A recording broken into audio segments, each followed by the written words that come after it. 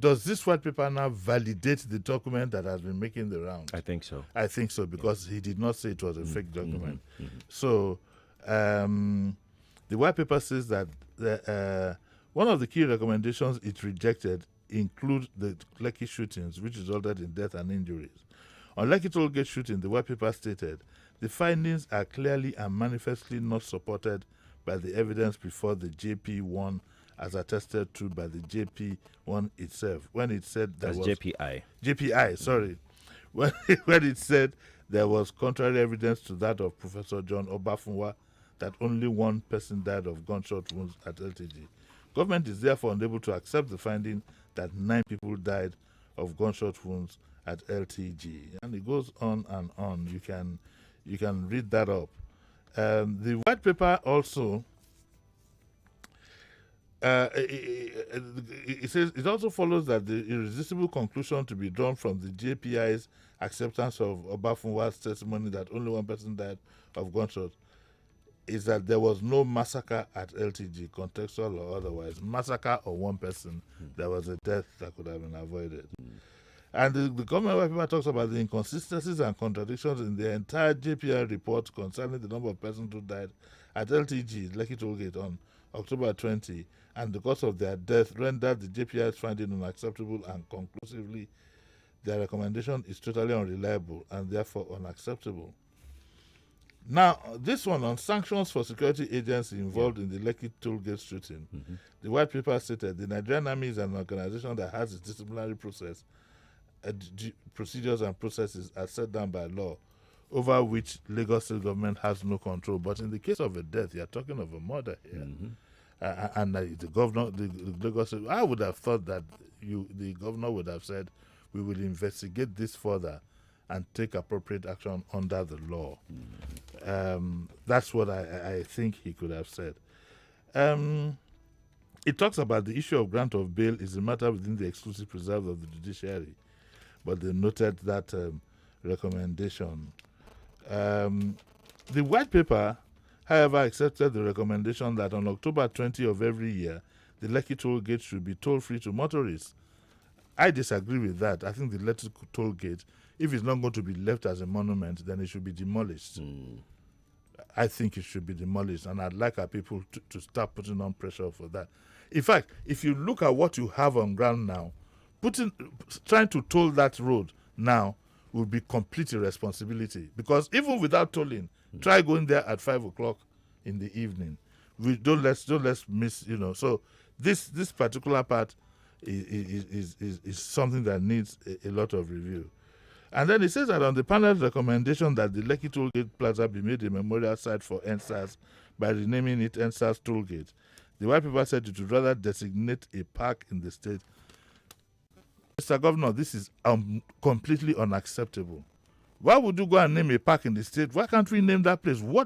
He should explain to us the legal or social reason where this thing actually took place. You can't name it NSAS Tollgate.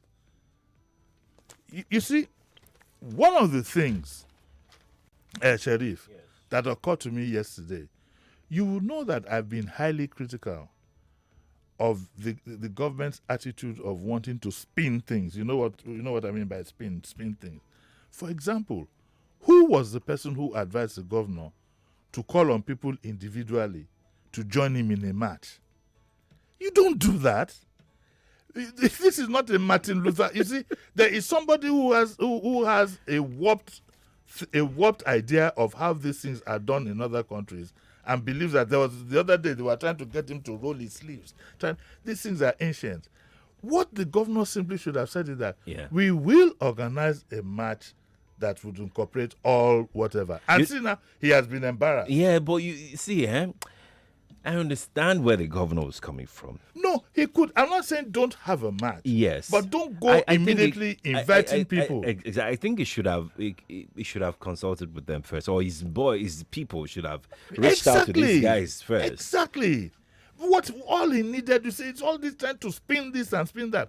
All he needed to do was to say that, look, we're going to have a peace march, that would all stakeholders, and that covers it all. Yeah. Who do you think in his right mind, as we speak, would have said he would go for that match.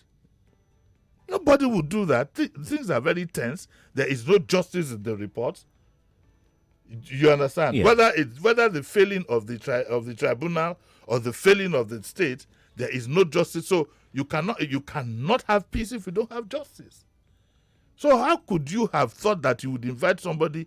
These spin things, Nigerians are no longer fools. And I am glad, I'm glad my sons, Chemukuti, Falls and all these people have taken after the principles of their father, and they said they're not going anywhere. I'm so proud of them. And is that Macaroni? Yes. Yes. Macaroni, I'm going to give him another agbada to change from the brown one. but I mean, make light out of it to make our job more enjoyable. But the honest to God truth, look, Oga, I keep telling you, this jumping at things emotionally without deep thinking is going to embarrass you. Now he has been completely embarrassed. I wonder who's going to join him for the match. Because if he had said that he was going to have a peace match or whatever, and everybody will be consulted, then that gives you time. Mr. Sanwo-Olu has this problem of always getting hyper and, thinking, let's spin things around. Lemuani gone. Well, all you need to do the right thing in a calm manner, well thought out, and that's my reaction to that. I just said that False Macaroni. Shehu is there. Shehu Kuti. Segaling is there. Yes, I like Shehu Kuti's statement. Shehu said that you cannot talk about things like this when you don't have justice. But right. Like I said, the blame for the lack of justice in this matter goes to the two bodies.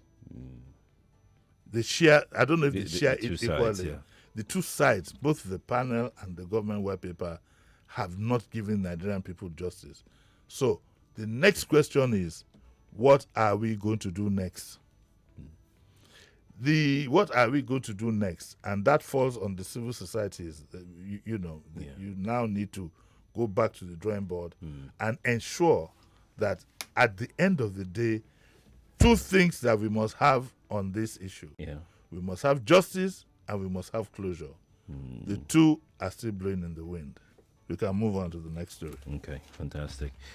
All right, let's take this one here on page 2 of the Punch newspaper. The story says, compulsory vaccination. Workers demand March deadline. Throng centers. FG insists on December 1. Again, look. You see, I'm tired of saying the same thing day in, day out about how difficult it is for us to not just govern ourselves, but to get ourselves organized. I mean, you talk about the compulsory vaccination when you don't have enough vaccines to go around.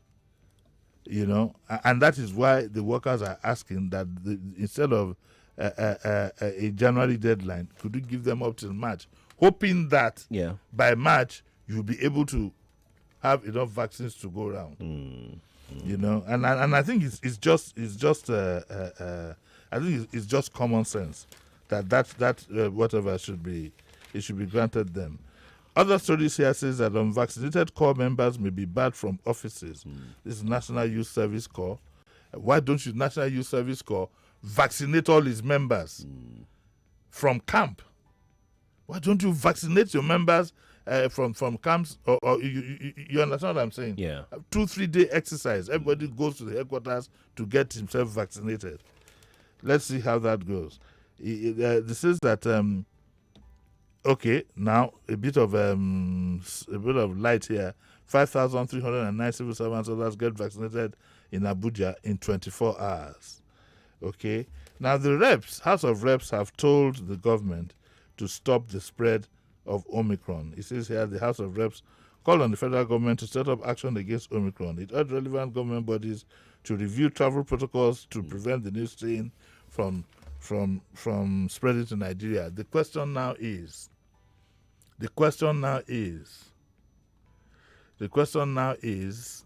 are you now going to contemplate another lockdown? I think not. No. I think No. not. I don't think any country will do any lockdown right now. Japan has. No. They only close their borders. What is left? No. They're still doing whatever it is they're doing Within the Yes, country. Yes. Yes. Okay. But we even shouldn't close our borders. What we need to do, the protocols that we have in place are quite enough. I did a few phone calls abroad yesterday, and they said, hey, listen, there's an Omicron, and so what? When there was COVID, you follow the protocols. Mm-hmm. Once you follow the protocols, wear your mask, good. wash your hands, and whatever, you're good to go. And I think that's the same thing we had when the Delta variant came and everybody went into panic, and now nobody's talking about it anymore.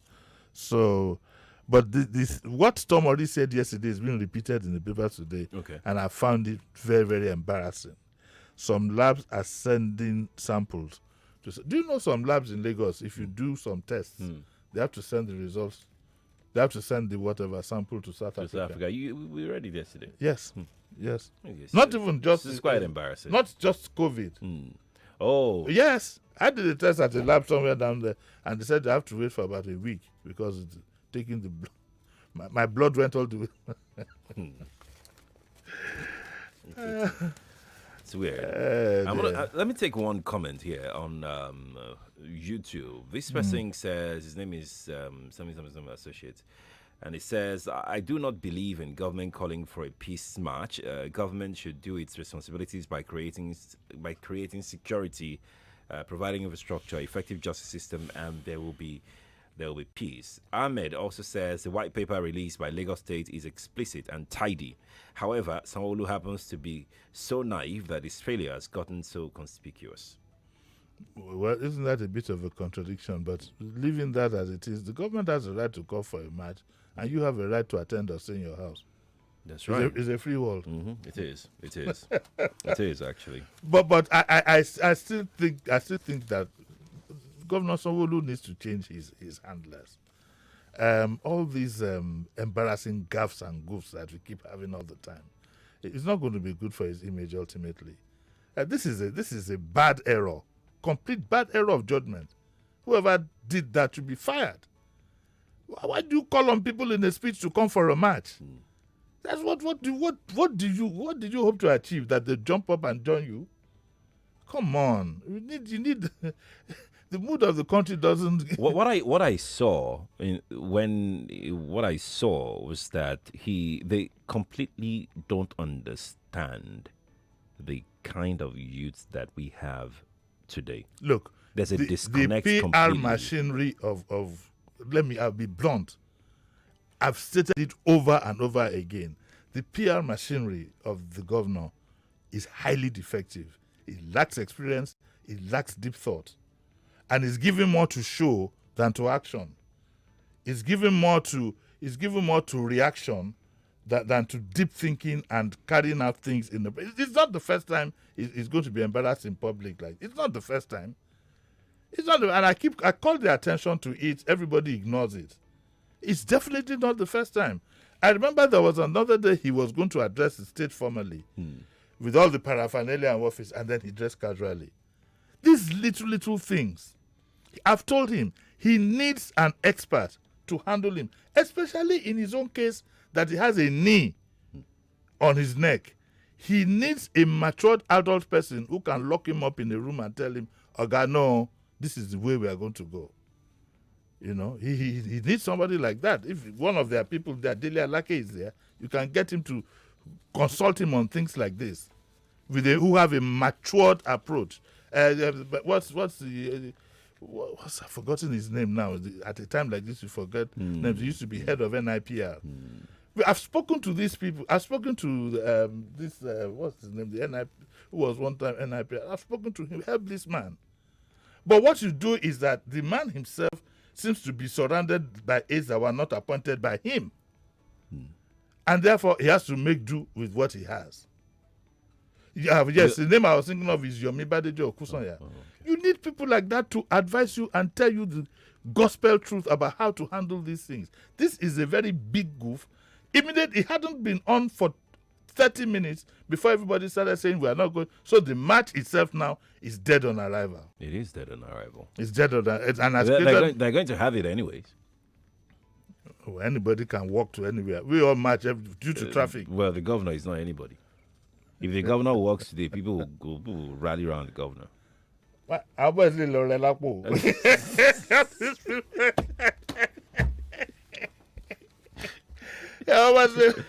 I pity him. He looks to me like somebody who actually does mean well. Yeah. That's the look I get from him. But he's being misguided, and then plus, of course, the various interests that converge. Good luck to him. He decided to be governor. I didn't. All right. Page 8 of the Punch newspaper. Let's take this story. Osun traditionalists shelve march on Iwo as Oyetola intervenes. I was looking forward to that. You know, sometimes I like trouble. I was looking forward to that. If for anything, it's time we start teaching some people a lesson who think that arbitrarily, that's an insult to the traditionalists. What the Oba did is an insult, and I wish they had allowed them to march and let us see the test of what. Do you know what it is for traditionalists to march? Ogun worshippers, all of them. I don't know. That's why I'm looking at you. I don't know what it means. But the governor wisely, has intervened, and they have called off the march because they were going to ask for the removal of the Oluwo for his alleged derogatory utterances against the deities. And they said they decided to abort the march following the intervention of the governor. The governor has waded into the crisis. I think they should find a way to just remove this man. He's not ready to be an Oba. I don't think. Yes, and he should honorably just leave that position. The stool of his forefathers. Which forefathers? Look, very simply, you cannot be an archbishop. You cannot be an archbishop or an imam, okay, and start giving public utterances against the holy prophet of Jesus Christ. Well, what kind of contradiction is that? Yeah, it's contradictory, actually. It's contradictory. You are the custodian. Fair enough. If you don't feel you leave the place. It's as simple as that.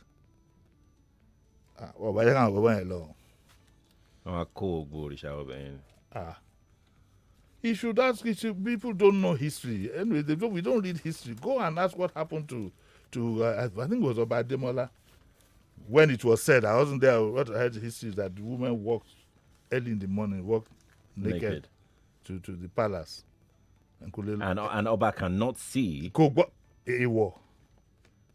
you know that if this match had taken place, do you know what those guys would have gone? They would have gone ahead with something he shouldn't set his eyes on. What if they uproot a dead body and take it along with them?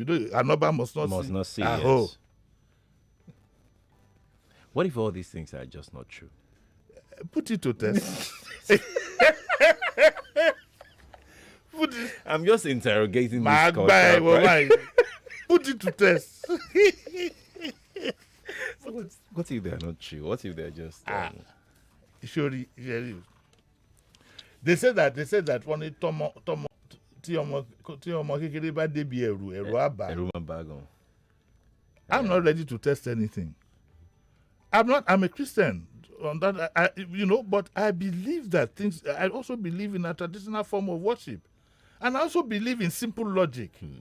If you want to be an Oba, a custodian of our religious practices and traditional practices, you cannot. That is why I blame the traditionalists for all this. Allowing mosques and churches and chapels in the palace. Yes. Why have we been hypocritical about these things? We don't say don't allow it in the town, but the palace is a traditional setting. It's an institution already. It's an institution on its own.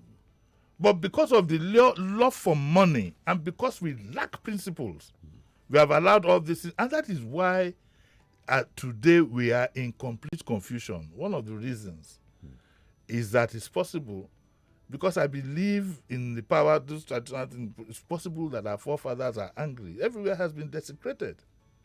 It says, give unto Caesar what is Caesar's and unto God what is God's. We refuse to do that. We always want to impose our own personal will. Until we take religion out of certain things, we're not going to go forward. Why should you have an annual general meeting and then you now start by praying. You know. I heard in some offices you must attend morning prayer, devotional prayer. You Oh must yes. attend. Oh yeah. I know of some. Yes, of course. Yes. We just, and it still hasn't made us better people. Eh? You that Why me? Why wicked? What no, is it because now? you said you don't believe. Why, no, I was just questioning. I said, "What if?" You I said didn't you say, don't believe. If I did said not this say, in the third time, no, I did not say. No, please, so please. Let's be very, very honest. I did not say that. I don't believe. I can see. Yes, I can see. I don't bring anything else. Sheriff, I miss you when you were away. You know, because this also helps me keep my sanity. There is enough to run you crazy in this job that we are doing. Some things that could have been avoided. Look at, for example, something happened. A judicial panel is set up. Between the white paper and the judicial panel, you still can't determine what the truth is. Eh? It's weird and troubling. Page 9 of the Punch is next. Khan slams El-Rufai's 4-day working week, demands insecurity solution. There you go. There you go. I've told Khan, you are not a political whatever. You can't keep making statements on everything. If the state wants to have a 4-day working week, so be it. But the truth is, what I said yesterday is to try to create a work-free day for Muslims and so on and so forth. And Khan's reaction is is saying that virtually Khan's reaction implies that you don't want a free working day for Muslims, but you have a free working day. Why don't we leave these things? Leave the man to run the state. If you are not happy with him, mobilize your people and impeach him. But let's stop bringing religion into everything. If the state wants to have a 4-day working week, into everything, so be it. More so when you are the beneficiaries of this arrangement we are talking about. And I still believe that Muslims have found themselves in a position that is not too tidy, where you can't go as a family to Jumat. It's important. It is important. Don't say it is not important. It is very important. And the consequences have been there. Parents have watched their children move, like it happened to me. I'm a very good example. My father was working on the island. My mother would either be in Apapa or Takwabe way back then. I'm in school in Yaba. It doesn't happen like that on Sundays. On Sundays, we see other families working, either going to church in Baba's 404 or whatever, always, and it also helped the family grow. Yeah, it does. It also helped the family grow. But I got a bit of a lecture from my brother yesterday. But I need, maybe I'll see if I can drag him in here. I hope there's nothing unethical by bringing my own brother here before you come and No, there's nothing Jimi unethical. But what are you going to be talking about? No, this issue. Okay. But he's my younger brother. I think it's a conversation that must be... It must be had. It's a conversation that's very necessary. It must be had. It's a conversation. It must be had. It puts a lot of families at a disadvantage. I also think that Khan may have a point as well. What is the point? I also think Khan may have a point. What is the point? Because we have a calendar that we follow, the Gregorian calendar. There is nothing sacrosanct. A calendar. No, I'm not saying that it's sacrosanct.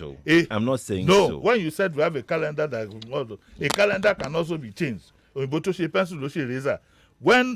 people got wise and brought the typewriter, Oyinbo brought Tipex. Well, when they got wiser again and brought the computer, Oyinbo brought backspace. It hasn't been, there's nothing that can be changed. But it hasn't been changed. Even these days, they change men into women. Yes. What is it?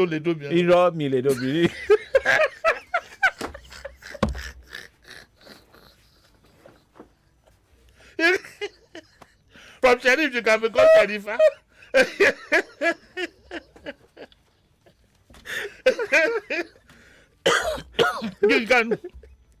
You can become Sherifa. Yes, it's possible.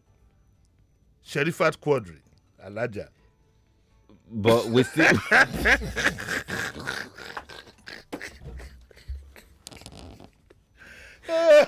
I got you there. Yeah. I got you there. Well, I'm feeling very. I think I should talk about it. No, I think it's a conversation we need to start having, and we must find a compromise because the effects are far-reaching and it puts things in some kind of imbalance. That's why that's what I think gave birth to NASFAT. And you now found NASFAT having programs on Sunday so that people can bring their children. You see, we don't need to run away from who we are. We have to manage ourselves the way we are. We don't need to run away. There must be balancing in all the things that we do. We must try to achieve that. Yeah. Okay, so we must go now. We have to go. What's coming out at night? Today is Diabomi. Yes, today's Diabomi. Today's Diabomi, I would suggest you watch it on YouTube.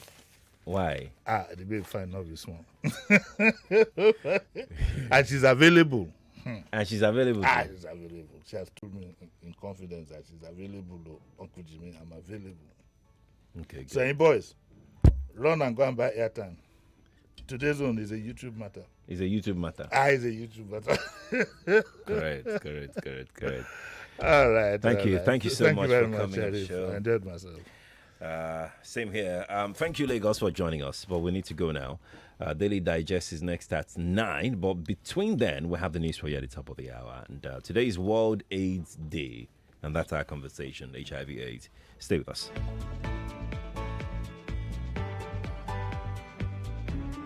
.3 Nigeria Info. We are more than just radio. Subscribe to our YouTube channel at Nigeria Info FM. Check us out on Facebook at Nigeria Info 99.3. Follow us on Twitter at Nigeria Info FM and on Instagram at Nigeria Info FM Lagos for live updates as it happens. 99.3 Nigeria Info. Let's talk.